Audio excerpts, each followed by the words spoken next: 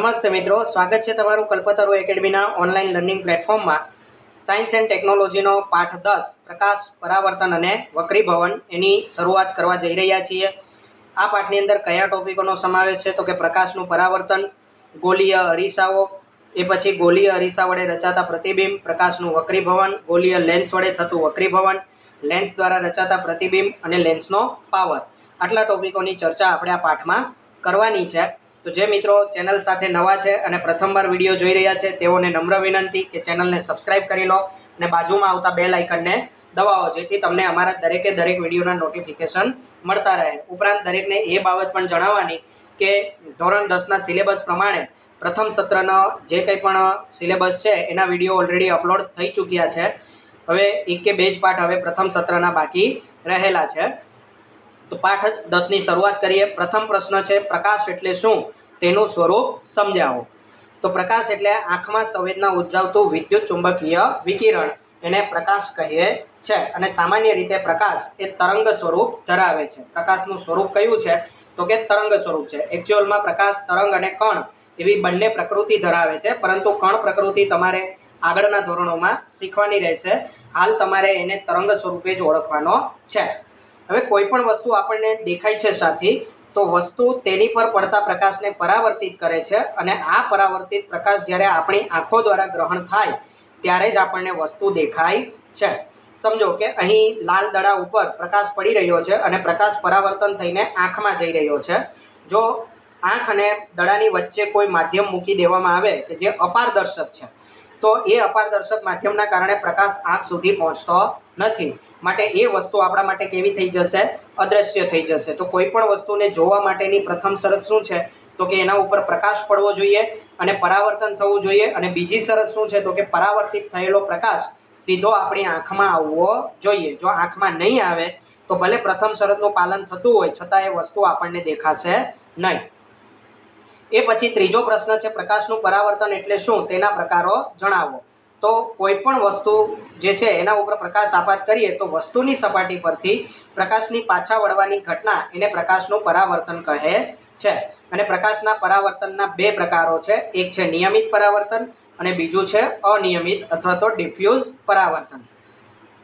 હવે નિયમિત પરાવર્તન કોને કહેવાય અને અનિયમિત કોને કહેવાય? તો સિમ્પલ ભાષામાં સમજીએ તો નિયમિત એટલે જ્યારે પ્રકાશના કિરણો કોઈ સપાટી ઉપર આપાત થતા હોય અને એ કિરણો જો એકબીજા સાથે સમાંતર હોય તો જ્યારે પરાવર્તન પામશે ત્યારે પણ કેવા રહેશે? સમાંતર રહેશે. તો આ પ્રકારનું પરાવર્તન એને આપણે કેવું કહીશું? નિયમિત પરાવર્તન કહીશું. પરંતુ અનિયમિત પરાવર્તન કોને કહેવાય? તો જ્યારે સપાટી કેવી હોય તો કે સપાટી ખરબચડી હોય, ઉબડ ખાબડ હોય, તો એવા સમયે જ્યારે પ્રકાશના કિરણો સમાંતર આપાત થશે તો પણ પરાવર્તન કેવા પામશે?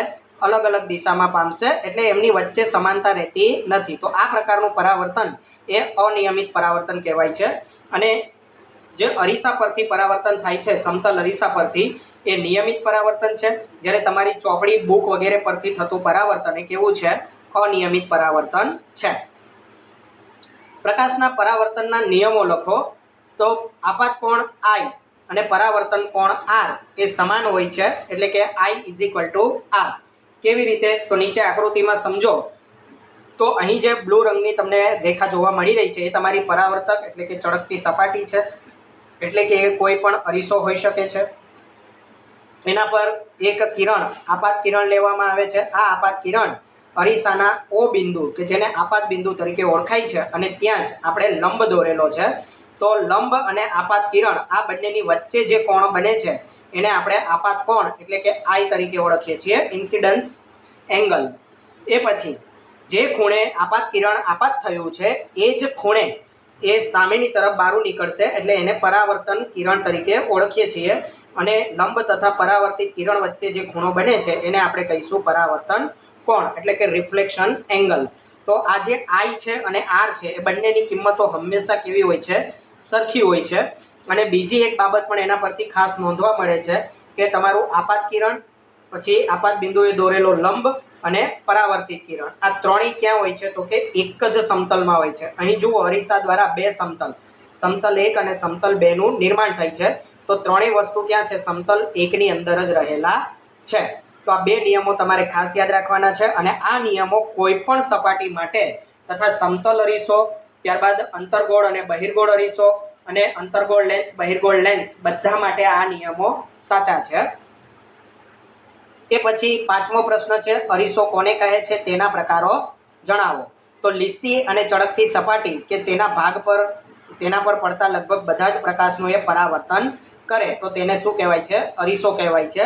અને અરીસા બે પ્રકારના હોય છે, સમતલીય અરીસો અને ગોલીય અરીસો. ખાસ કરીને ઘરમાં જે અરીસો વપરાય છે કેવો હોય છે? સમતલીય અરીસો હોય છે. અને ગોલીય અરીસો કયો હોય છે? તો મિત્રો ખાસ જો તમે કોઈ મોટા શોપિંગ મોલમાં કોઈ વગેરેમાં ગયા હોવ તો એમના ભોયરાની અંદર જ્યારે ગાડીને પાર્કિંગ કરવામાં આવે છે તો એમાં બહાર કાઢતી વખતે ઘણી જગ્યાએ હવે તો આવા ગોલીય અરીસાઓ મૂકવામાં આવે છે. ઉપરાંત સાપુતારાની મુલાકાત લીધી હોય તો સાપુતારાના વળાંકવાળા રસ્તાઓ પર આવા અરીસાઓ મૂકેલા છે, જેથી સામેથી આવતું વાહન સરળતાથી તેમાં જોઈ શકાય. તો સમતલ અરીસો જે હોય છે એ એકદમ સમતલ હોય છે, સપાટ હોય છે. જ્યારે ગોલીય અરીસો હોય છે એ આપણી ચાની પ્લેટ જેવો, એટલે કે વચ્ચેથી વક્ર હોય છે. એ પછીનો પ્રશ્ન છે, સમતોલ અરીસો એટલે શું? સમતોલ અરીસા વડે રચાતા પ્રતિબિંબની ખાસિયત જણાવો. તો જો અરીસાની પરાવર્તક સપાટી સમતલ એટલે કે સપાટ હોય તો તે અરીસાને સમતોલ અરીસો કહે છે. હવે સમતોલ અરીસો જે છે એના વડે કેટલાક પ્રતિબિંબ રચાય છે, તો એ પ્રતિબિંબની કેટલીક ખાસિયતો છે એ ખાસ તમારે યાદ રાખવાની છે, કારણ કે 2 માર્કની અંદર આ ઘણી વખત પૂછાતી હોય છે. તો પહેલી ખાસિયત એ છે કે સમતોલ અરીસા વડે રચાતું પ્રતિબિંબ હંમેશા આભાસી અને ચત્તું હોય છે. આભાસી એટલા માટે કે તમે એને પડદા ઉપર ઝીલી શકતા નથી. પડદા પર ઝીલવું એટલે શું? એ નવો પ્રશ્ન. તો મિત્રો તમે ટોકીઝમાં જઈને ફિલ્મો જોયા હશે, રાઈટ? તો ફિલ્મને જે તમે જુઓ છો પડદા પર, એ પડદા ઉપર ફિલ્મ ક્યારે તમને દેખાય છે? તો તમારી પાછળના ભાગે પ્રોજેક્ટર રાખેલું છે. એ પ્રોજેક્ટરની અંદર બહિર્ગોળ લેન્સ છે અને લેન્સ દ્વારા પ્રકાશના કિરણો જે છે એ સામેના પડદા ઉપર ઝીલવામાં આવે છે અને જેથી કરીને તમને એ ચિત્ર મોટું બધું દેખાય છે. તો એને વાસ્તવિક ચિત્ર કહે છે.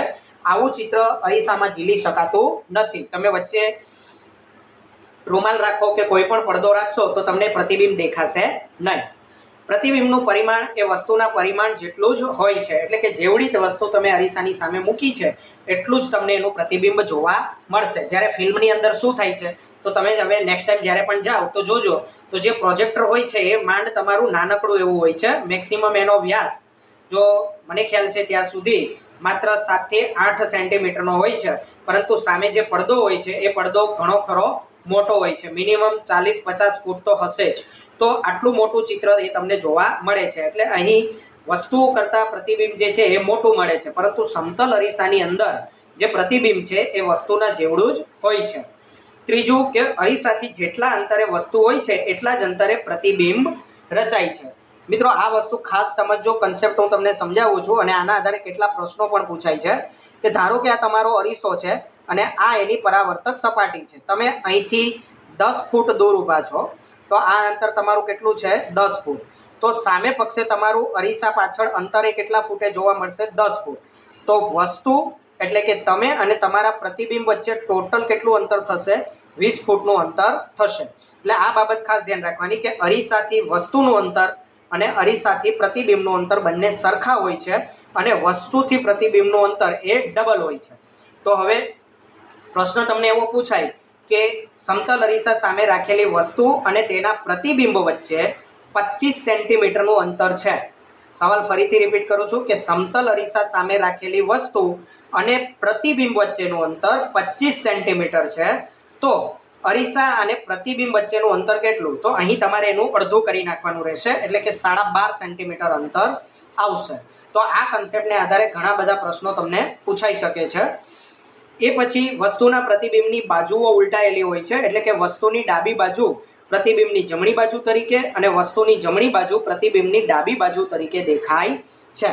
કઈ રીતે મિત્રો? તો અરીસાની અંદર જે ઘરે તમે પ્રયોગ કરી શકો છો કે તમે સમતલ અરીસો લઈ લો અને કાગળ ઉપર અંગ્રેજીમાં તમારું નામ લખો. તો અંગ્રેજીની અંદર જે તમે નામ લખ્યા છે, દાખલા તરીકે મારો ફર્સ્ટ લેટર લખું છું બી, તો જ્યારે હું એને અરીસામાં જોઈશ તો મને બી કેવો દેખાશે? આ પ્રકારે. તો જે ડાબી બાજુ છે એ કઈ બાજુ જતી રહી? જમણી તરફ. અને જે જમણી છે એ કઈ તરફ જતી રહી? ડાબી તરફ. તો આ પ્રકારે વસ્તુની ડાબી જમણી જે છે એ ઉલટાઈ જતી હોય છે. તો આ વસ્તુ પણ આ કોની ખાસિયત છે? તો કે સમતોલ અરીસા વડે રચાતા પ્રતિબિંબની ખાસિયત છે. નેક્સ્ટ છે 7મો પ્રશ્ન, સમતલ અરીસાના ઉપયોગ જણાવો. તો સમતલ અરીસો દર્પણ તરીકે વપરાય છે, ઉપરાંત પેરિસ્કોપ અને કેલિડોસ્કોપ બનાવવા માટે પણ વપરાય છે. પેરિસ્કોપ શું છે? તો આ પ્રકારની ઝેડ આકારની નળીમય રચના છે, જેના બંને ખૂણે 45ના ખૂણે અરીસો રાખવામાં આવે છે. આને પરિણામે શું થાય? તો અહીંથી જે પ્રકાશનું કિરણ આવે છે એ ટકરાઈ 90ના ખૂણે અને ત્યાંથી પાછું ટકરાઈને 90ના ખૂણે આ રીતે નિર્ગમન પામે છે. તો અહીં તમે જુઓ તો કોઈ દિવાલની સામેની બાજુએ તમારે ઊંચા થયા વિના પણ ત્યાંનું પ્રતિબિંબ જોઈ શકાય છે, અને આ સાધનનો ઉપયોગ ખાસ કરીને સબમરીનમાં થતો હોય છે. ઉપરાંત કેલિડોસ્કોપ કેવી રચના છે?